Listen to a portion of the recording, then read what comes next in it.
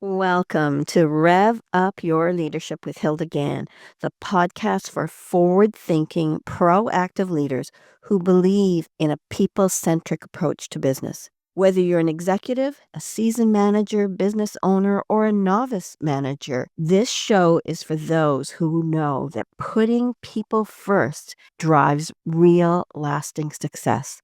Each episode, I sit down with passionate guests, leaders who share real-world experiences, proven frameworks, and insights from their industries. Together, we explore what it takes to lead with impact, stay ahead of the curve, and build thriving, future-ready organizations.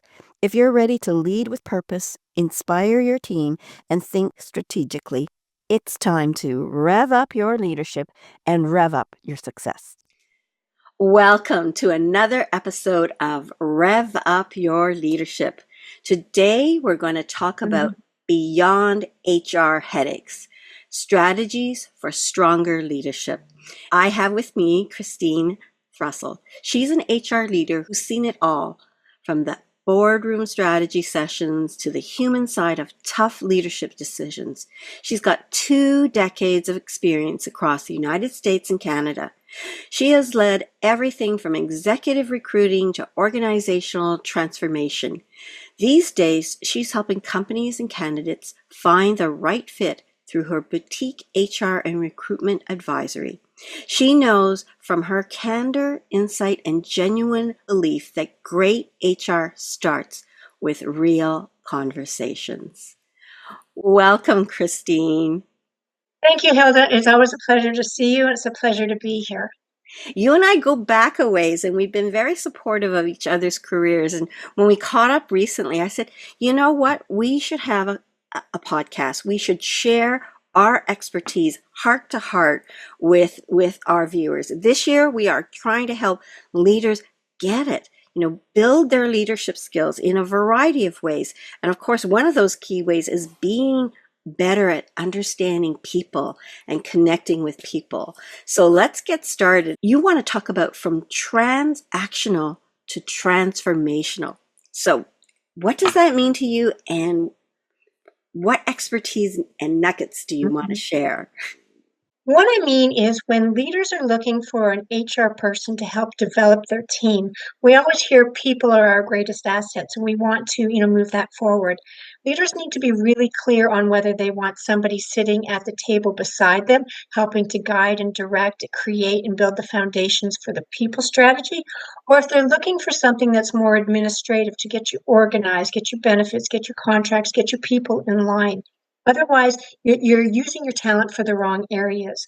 What we want is so we have a very clear, concise, and actionable HR strategy moving forward. So one of the first things I do when I work with leaders in startups or the C-suite is to make sure that they're very clear on their people strategy and what exactly is it that they want to see out of that.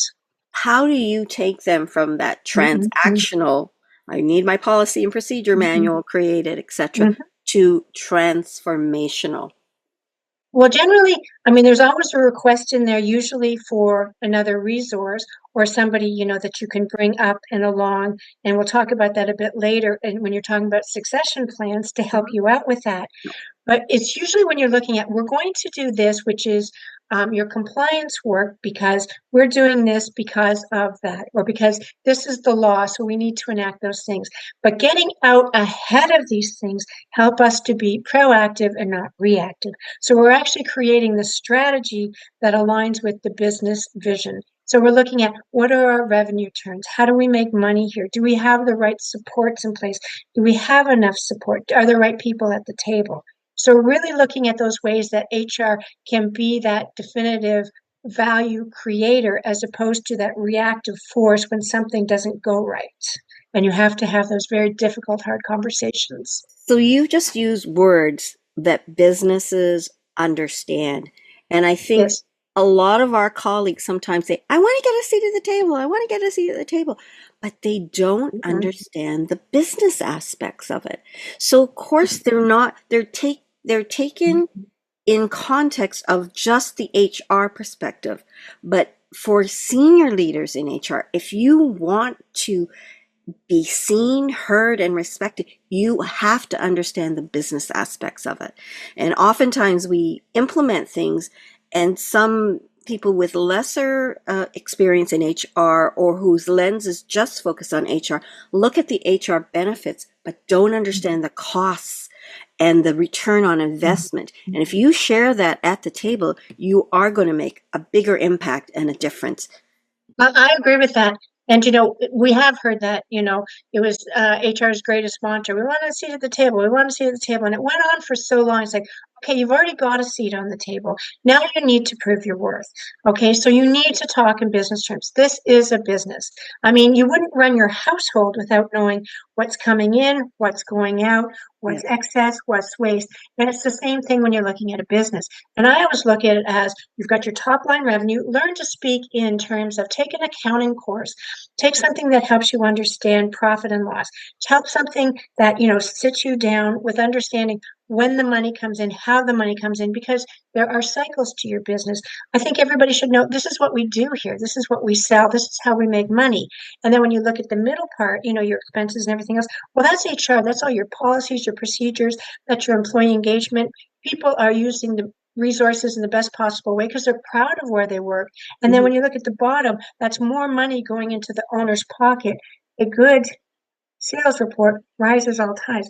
So you need to speak in those perspectives because otherwise people can't hear you. We've got a new sales campaign coming in, but we don't have enough people in customer service to take the calls. We've got a new marketing going out who our salespeople understand. Have we put the training in place? Yes, we've got the compliance and the contracts and the employee engagement and all those great things in Excel. Unless you're really understanding what drives the business and keeps the business to be a going concern as it would be, you're not doing anybody any favors, especially you're not advancing the cause of HR. And then you're also causing a lot of cost and a lot of headaches because nobody understood, the A to Z ramifications of what that one program or that one pull would be. I Yeah. once heard somebody describe it as, when you pull at a sweater that's been knitted and the whole thing starts to fall apart? Yeah. That's what happens when you put in things as a singular piece and not understand the broad context in which you put it in there. And even using an example in HR specifically, Mhm. you'll say, oh, well, we need to hire more people. No, you need to hire the right people. And then you Absolutely. show them the costs. Okay, if you let that manager hire somebody, you say, Mhm. yeah, I know they're not a team player, but I still Mhm. need them because they're a great project. No, you show No, no. the cost loss. If you hire this person, you're going to affect morale. You're going to have turnover. Every time you replace somebody, it's a minimum 2 times salary for a technical level, and it's 3 times salary for a manager level, and even Yes. 4 times salary of a senior person. So every hire counts, every hire matters. So when you put it in those dollars, that helps them understand that there is a cost benefit side to this, right? Oh, absolutely. You make such a valid point. And, along with the cost too is the lead time. The Mhm. higher the position, the longer the lead And time. yeah. So when you're looking at the opportunity cost of what wasn't getting done, plus the extra added burden upon the other people, just to keep the lights on, we're not talking about getting ahead. We're not even looking at, hitting off some of those goals on our strategic plan when we're in this survival mode. And this is education for leaders themselves because they say, oh, well, how come you can't hire somebody? I need them tomorrow. Well, this is the actual real life lead time for something, and you have to Yes. be aware of it. And even after they start, they are not going to ramp up. That new senior salesperson who, made $3 million in the first quarter of his last job is not going to make that for probably 9 months minimum, Right. because he's got to get oriented. He's got to connect with with the clients or potential clients in this new business. So these are kinds of things that you as leaders and have staff as well as HR people understand. How do you make that connection? How do you show a more transformational perspective versus the transactional aspect of it? Absolutely. And that's where you get to from good to great. Yeah, yeah. It's having that mindset. It's having that mindset as a leader to make Mm. sure each hire counts. And that when you hire somebody, don't expect them to know how to do it overnight. They might have known how Right. to do it overnight at your competitor that they just came from. Right. But maybe you don't like the way they did it at your competitors, or you didn't even know that there was another way to do it. So how do you expect them to learn how you do it at your company if you never showed them or taught them? So onboarding is important to make sure they understand how to do it the way you want it done here. Not binding them to it, but showing them what you expect so then they can grow from that base. Absolutely. And I think that most studies show, but common sense would also tell you that onboarding is so critical that whether it goes well or bad, you can guarantee whether somebody will last the first 3 months with you or not. Well, Especially as the higher they go, again, the costs go up and you're back another 3 months, yes. plus the hire time. And the stats will say that people know within the first week whether they made a Yeah. mistake or not. If you don't embrace them, if you don't even somebody, I mean, if they're working in an office, if nobody talks to them the Mhm. first day and they're just shown a bunch of manuals to read, that's not a warm welcome. And they're thinking, they told me it was a great place to work, but Right. nobody's talking to me. Like that's, or the belief systems don't align. They said they believed in sustainability and integrity, and I'm seeing a little bit of the underbelly is not looking like what they said. These are the signs It's that people are not going mhm. to stay if their belief systems and what you promised them doesn't appear. They're starting to also send regrets, and you're wondering why they left after 3 to 4 months. Absolutely. Very critical points. And hopefully, we can do something together to make sure that you get that solid, good start. I mean, it's good for everybody. I personally like to have a wow factor. It's like, oh my God, my computer works. They had my name. Everybody came in. We understood what we were walking into because, you and I have talked about this many times. You can make a mistake or, stumble over a word or something like that. But when you break a value, and your core values for bringing these people on were teamwork, integrity, sustainability. And you find out, there's paper everywhere. Nobody knows that I was here. I didn't even have a clearance to the building, blah, blah, blah. It goes on and on and on. My Only computer my wouldn't work. computer's coming in 5 days. And my boss isn't even here this week. They're on vacation. Like it's just not planned properly. It's it's a bit of a disaster. And like you said, within the first week, people are reaching back to their old boss and saying, well, Yeah. maybe I went a little too quickly. Or they rev back up their job search. So, to summarize, we really want you to think more strategically and Yes, include HR in your decision making and in your strategy. But likewise, too, HR needs to be much more broader in its perspective of understanding how the value is for the business in what the HR person does. So don't just work in a absolutely. silo and just do this. Understand that broader perspective of your organization. I know another thing you wanted to talk about, and you alluded to that earlier, is really about succession planning and talent management. So share your Okay. gem there. Yeah. Well, we work so hard to bring in these great people into our organization, and then we don't do anything with them. So, when you're looking at talent management, the performance review, how do we give feedback? My saying was always, listen, if you only, how many people are married in the room, or have a significant other? Put up your hands. Okay. So if you only told that person that you loved them once a year, okay, then your feedback was, but the roast on Mother's Day was a little dry and there was a little bit complaining, but I know we can do better. So let's get back out there. You're not going to be married for very long, okay? Your relationship's going to die. And it's kind of like that with talent management. We don't regularly have a habit of going and saying, like, this is what we're doing well, this is what we need to improve. Like, and how do these things fit those strategic goals we talked about in the beginning? How are we making sure that the business is always moving forward? And a lot of ways, and you do the performance review. I like to do calibrations so we can, like things, go with like things, how do they compare against others? So you create those paths for succession. Because if you don't have a proper path for succession, you know, as a business leader, when your star performer says, I'm leaving in 6 weeks to go trek Africa, I'm going to become a different career, I'm going to be a parent. There's so many things that will go into that decision. You know, you need to have a succession plan that says so and so is ready in 0 to 3 months, so and so is 3 to 6 months ready. For that role, we might need to have an outside hire. So we want to have relationships with recruiting partners and also, you know, with outside people that might be able to help us. And just so you're really looking at a crisis mode if you don't have people in place. And most importantly, do those people in that talent pipeline know that they're in that talent pipeline? Because those are the folks who are most likely to start looking for another role before, you know, the good things can come to them. You know, you're next in line. Well, I didn't know that. And they were chomping at the bit to add more Yeah. to their role and to contribute more. And you can do that if you're looking at succession plans and you're looking at managing the talent in an effective, proper way that looks towards how can we move the business forward? And part of that is how do we train our people and give them the skills, the tools, and the abilities to move forward to that next spot in their career? And I think that's the beauty as leaders. You have that power.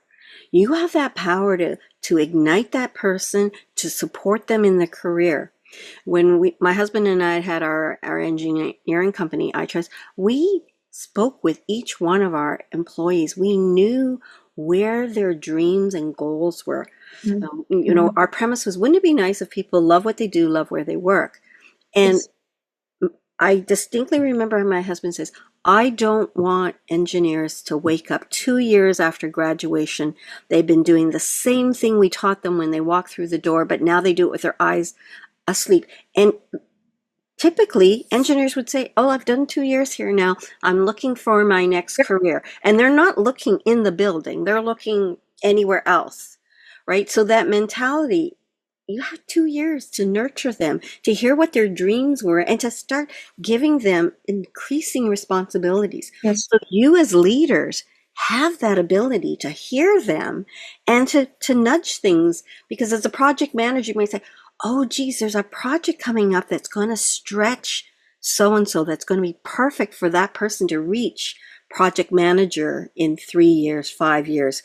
I had one person say, okay, I want to do it in 3 years. And when 3 years came, I said, I know you wanted to do this in 3 years, and we think you're ready, because we'd nurtured her. And she said, what was I thinking? But I said, okay, fine. Mm. If you need more time, fine. It's not a revolution. Tomorrow night it's not going to turn on. It'll continue to be an evolution. Even though you're called project manager, there's going to be a little bit more support, guidance, nurturing for this, so you don't feel as if you've been abandoned through this whole thing. So it's that dialogue, it's that ability to really work with your team and help them progress. And in turn, they'll feel so valued, so important, so loyal, that's a key piece for retention. I think that's brilliant, and especially for new graduates coming out. They're very eager to please. They want to do great things. They're ready to go. You know, they're thoroughbreds, right? They're at the gate. You know, they're looking for that next opportunity. And for myself, when I'd bring in new hires out of university, I would bring them along with me. And I said, listen, you're not going to understand everything that's going on. There's a lot to learn, never mind everything about HR, but also everything about the business. But I want that nomenclature and that ideas and the thought process to start getting into your mind. So when you're talking to people, it will be intuitive in a couple of years. And then you'll be like, oh, you know, I remember one of my staff turning around. I had her doing some work on some numbers, and she turned around and she just like had a moment, and she was, I get it, Kristen. Oh my God. Like, yeah, it was Yeah. the cutest thing ever, but I was so proud of her. And she was just like, you know, this is really good. And she is a star. You know, she grabbed everything, she attended everything she could. You know, they're little sponges. They come in and they want to know you're important. What you do matters because of this, whether you're an engineer or you're frontline, assembler. You understand that what I do is important and we value you here because this is what you do and this is what helps us move us forward. And as leaders, we can make sure that our managers and our frontline managers and our supervisors and our team leads are all on the same page, so that we're nurturing every single person in that organization to come up and through. Because there's nothing as valuable as somebody who knows you, understands you, gets the culture, lives it, and wants to be there. And when you do your succession planning, those are the people you identify. Yeah. And I think I love a couple of things you said earlier. You talked about performance review. And that Yes, to us, you and me, is the current word. Don't say performance management because you're not managing the people. The right. review is for you to get a snapshot to see how people were, but the focus Yes, really should be on what they want to go and become next. So to me, when we're doing reviews, it really is taking the snapshot to see where things are, but focusing on where the future is and how the yes, two of you will achieve that. You, as the leader who has that power to find those opportunities, yes. give that pat on the back to Mhm. give them the confidence to keep moving in the direction which aligns with the organization's goals and their goals. I think as a leader or as a manager, your most sacred obligation to the company is to build your team.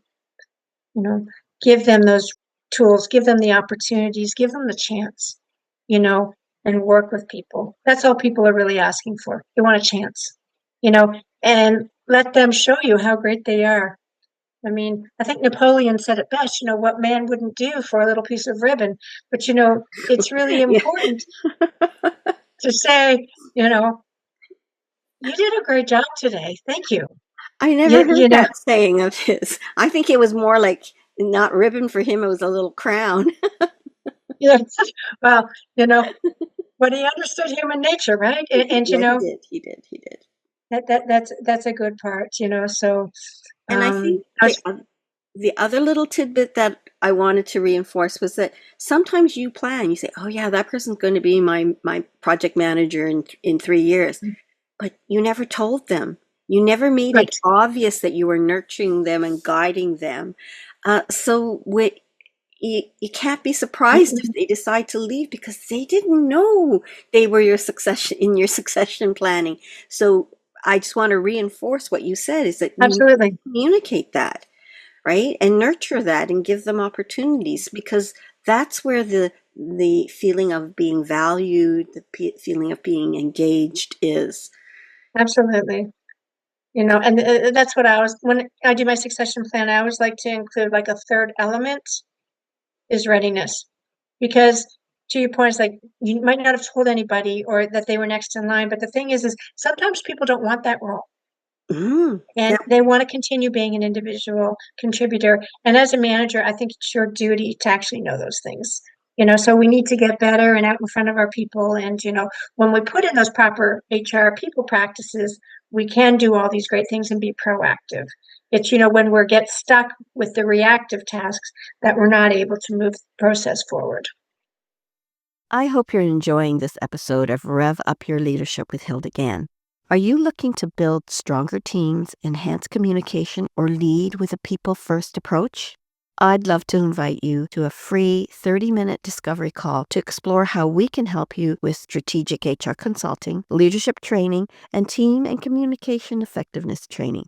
Visit peoplebrightconsulting.com to book your call. Now let's get back to the episode. I think what you said too is just reminding me of the thought is Mhm. sometimes when you're becoming a manager, you got your first job, you think Yes, your role is to manage the staff. You think your role might be, I need to know more than they do about their right. work, and I have to have all the answers, Hmm. and I can't be wrong. Right. Wrong. You can be Right? wrong Wrong, right. that, you start off just sort of like you're not quite sure, and then I would say, well, nobody is, but we all kind of figure it out as we go along. And if we all take a learning attitude, when you're building a team, it's true. You're trying to do all the right things, be everything to everybody. You think you need to know all the answers, But the truth is nobody really knows, but we go along, we do the best we can. And as long as you have that open mind that we're willing and, we're all in this together. With my team, it was always all of your opinions count. Everybody, is valuable input. However, I have veto power, and that's only because I also get clubbed when it goes wrong. Okay, so we need to make sure that everybody is valued and heard and appreciated, because otherwise, why are they on your team? Mhm. You need to love your people or leave your people. And those are the tough parts, of HR or of leadership. But if you don't have those things, then maybe you shouldn't be a leader. You should be an individual contributor. It's not for everybody. No, no. And, And, and and I people learn think that the hard way. leaders don't necessarily have to have all the answers, as you say, but No, they need to step back and see the whole picture, right? And the higher up you go as a manager, the bigger the whole picture has to be.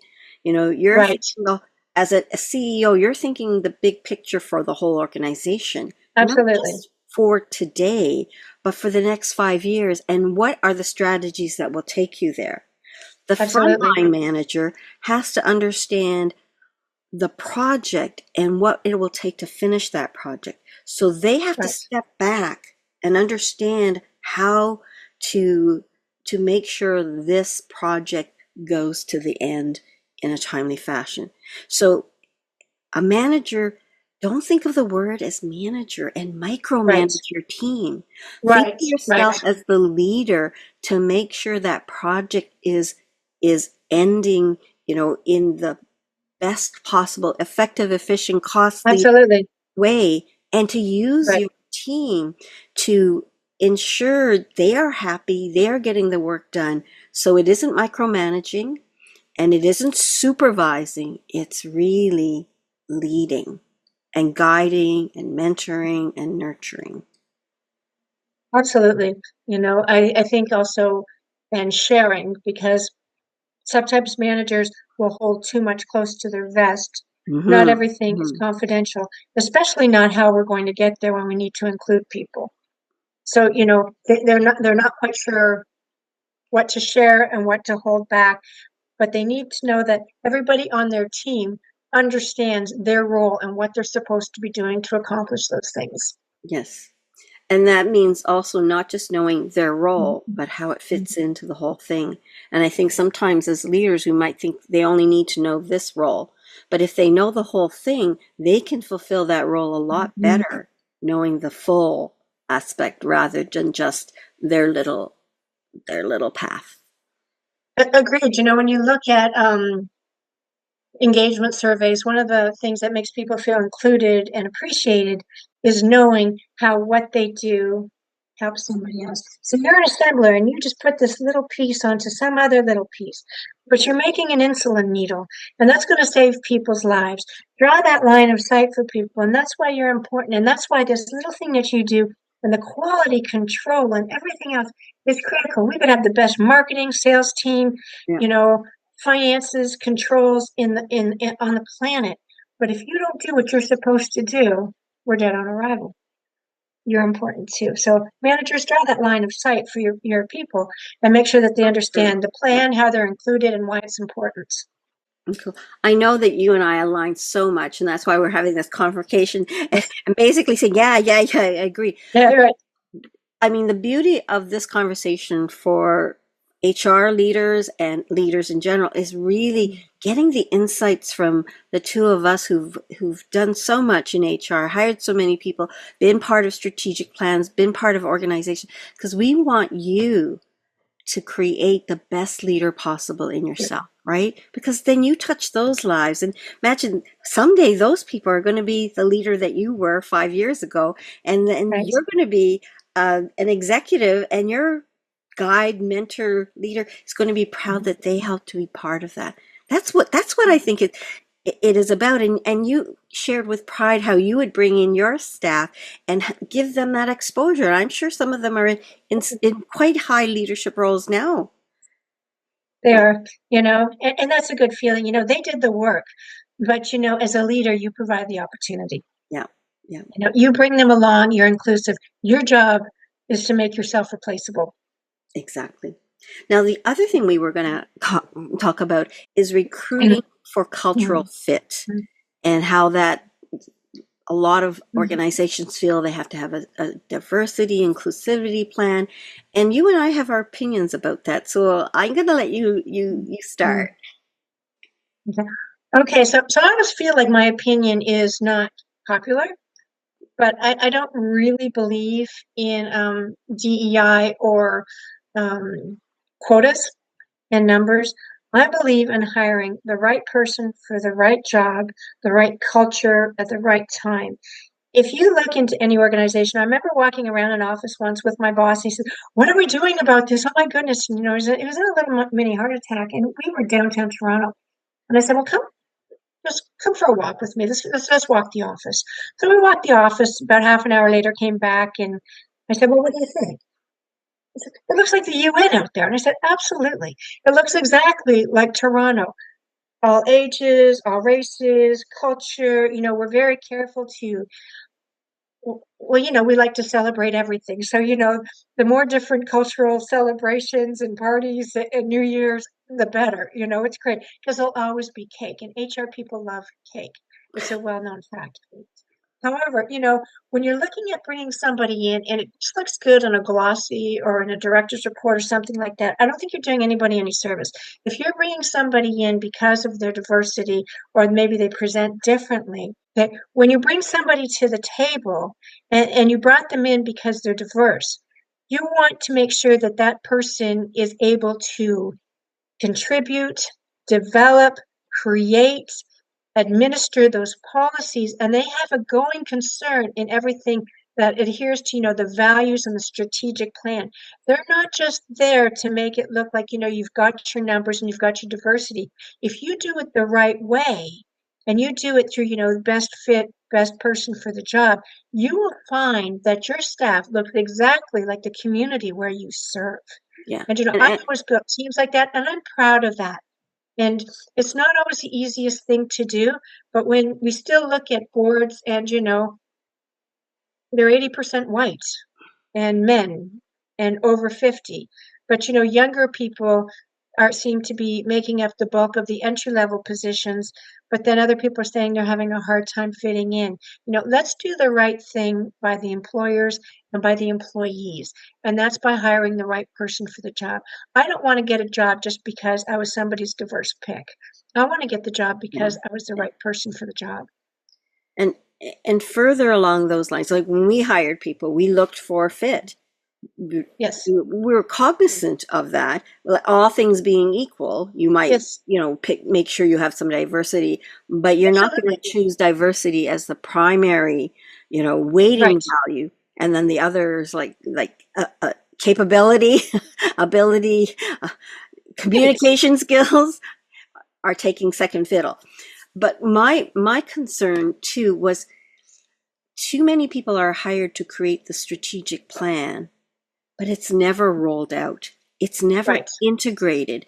To me, diversity is the inclusivity piece is a Yes. living, breathing part of culture. And so what do we do as leaders, as human resources leaders to help that? I belong to a couple of chat lines, and I remember somebody saying, "Hey, what are you doing for Gay Pride Week? We're baking cookies. We're having bingo." And I'm going, really? These are transactional. Going back to they weren't transformational. Why don't No. you have a sit down where maybe somebody is comfortable and wants to share about Sure. being, What it's like. Yeah. somebody transgendered and Right. working in the work environment and having that conversation, whether it's culture, ethnicity, like a diverse background, a gender identity background, then have those conversations to educate people. So then they say, Yes.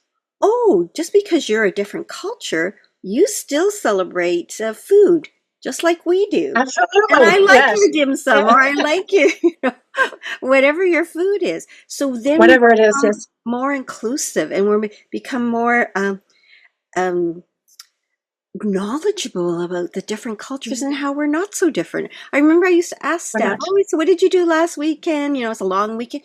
family food or friends food. It was always around food. And so it doesn't matter what the food is, it's that the essence. So some ways were similar and some ways were different. Let's Right. celebrate differences and enjoy the commonalities, right? So I always thought we need to sometimes think not about events like the cookies and the cake and whatnot, but to think about sometimes transformational, especially when it's new and we need to educate people. Let's use that Right. opportunity and open the dialogue so it becomes a conversation that is fun and interesting versus adversarial and, oh well, you know, they're like this and we're like this, and then create the rift versus the we mentality.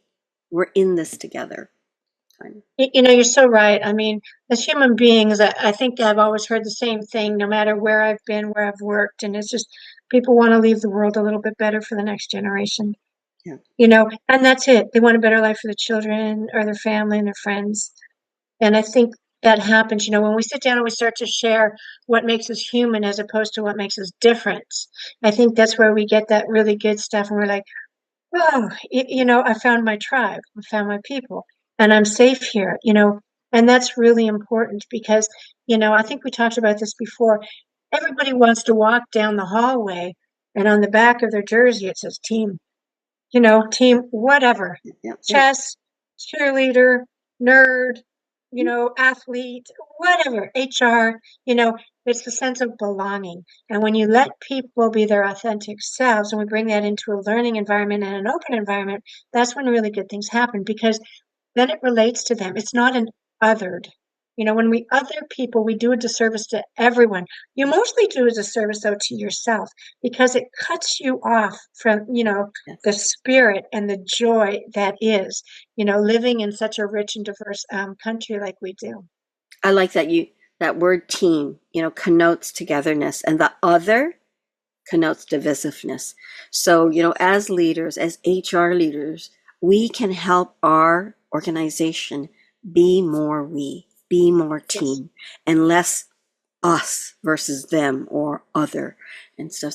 Such valuable, you know, um, richness of dialogue that we've had to help HR leaders as well as leaders within the organization. Your goal should always be, what can I do to be a better leader? Because when you're a better leader, you're also less tense and stressed by the fact that you're having tension with your team members. So the Right. more you get better at it, the easier your job really will be. That's true. You know, and who doesn't want to work in a place where it's like we like winning and we're having fun and we actually like each other, you know, and I think, you know, in a perfect world, when we have those sorts of things, we also have better communities. We have safer places for people to go and be themselves. We have better sense of community. You know, it is a nicer way to live. And I enjoy that a lot. I'm proud of, you know, being part of that, being part of the HR and leadership community and making those things happen. You know, I think it's all about sharing. I've been blessed and fortunate to have had a very good career and a great education. And I know not everybody is blessed that way. So I feel, you know, the only thing I can do at this point is to give back. And so give freely, share freely. That's one of the reasons I love speaking with you so much all the time because we're so aligned on so many things.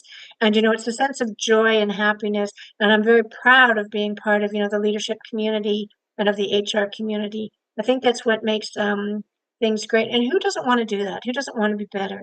Who doesn't want to be part of that winning team? And who doesn't want to help somebody get to the next level in their life? You know, that's what we signed up for. And that's what we get to do, not what we have to do.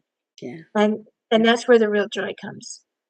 So I'm reaching out to the managers, the leaders out there. If you want to be a better leader, you know, this conversation that we have will give you some of the stepping stones. But think about it. Do you want to be known as the leader that made people feel terrible and and they were feeling you watched over their shoulder? Do you want to be the one that tells them they're not doing well and makes them feel Mm. belittled? Or do you want to uplift them, make them feel motivated, grateful for what you did to their career? You have the power to do it. And if you've listened to this, you've got a lot of tips and strategies for it. Christine, tell us what's up for you next. What's up for me next is I am working on my own business. It's CTC HR. You can reach me at www.ctchr or 416-831-5383.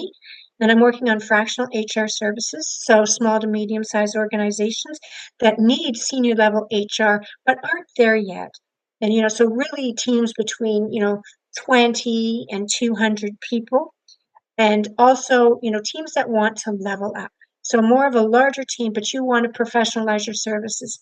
Maybe you've been a scrappy little startup and now you want to go public, or you're looking to be bought, sold, private equity acquisitions. Let me know about that. I can work with leadership teams and also help you put in all those great tips and tricks and strategies. I mean, it really is a privilege to be able to do what we do. So I want to thank you, Hilda, so much. It's such a pleasure to know you. I love our conversations.